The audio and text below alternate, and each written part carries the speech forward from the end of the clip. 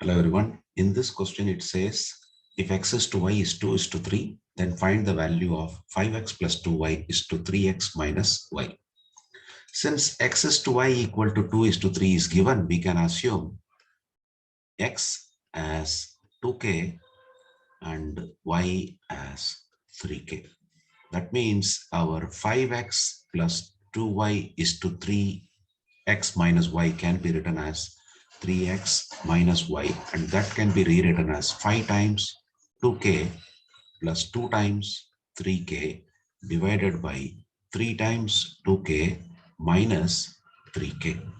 So that is nothing but 10k plus 6k divided by 6k minus 3k, or 16k by 3k, where this k and k gets cancelled. So we get 16 by 3 as the answer. Therefore, the ratio is the required ratio. The required ratio is 16 is to 3. That is the solution.